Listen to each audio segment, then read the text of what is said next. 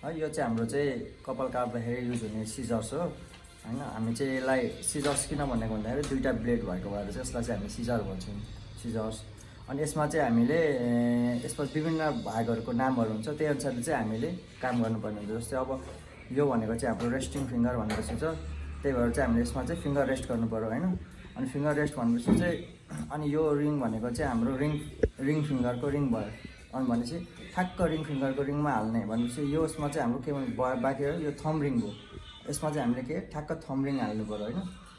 अनि टक्क यहाँ रेस्टिङमा भयो। अनि दुईवटा भएको बाँकी भएको अमला चाहिँ ठ्याक्क यहाँनिर सेन्टरमा होल्ड गर्नु पऱ्यो।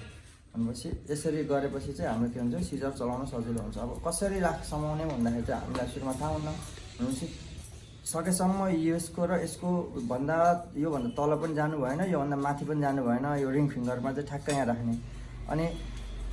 अनि आयो हाम्रो यो इन्डेक्स फिङ्गरमा चाहिँ हाम्रो के भन्छ, यो लाइनभन्दा माथि कहिले पनि सिजर जानु भएन। यो लाइनभन्दा जहिले पनि सिजरलाई चाहिँ यसरी तलसम्म तानेर राख्नु पऱ्यो।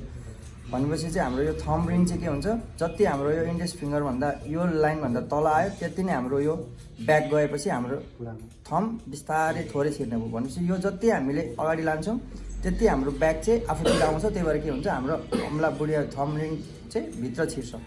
त्यही भएर हामीले चाहिँ के गर्ने, यसलाई जति सकिन्छ आफूतिर तान्ने अनि ठक्क यहाँनिर राख्ने अनि यसरी नै चलाउने हैन। अब यसरी चलाइसकेपछि हामीले सुरुमा बिगिनरहरूमा त थाहा हुन्न हैन, हल्लिन्छ। अनि त्यही भएर जति सर्दै जान्छ त्यति यसलाई हामी तान्दै जाने, यसरी नै प्र्याक्टिस गर्दै जाने। भनेपछि यसरी हामीले 50 टाइम्स प्र्याक्टिस गर्ने, यसरी हामीले 50 टाइम्स प्र्याक्टिस गर्ने। अनि यसरी 50 टाइम्स प्र्याक्टिस गरेपछि बल्ल हाम्रो सिजर होल्डिङ चाहिँ एकदम पर्फेक्ट हुन्छ है।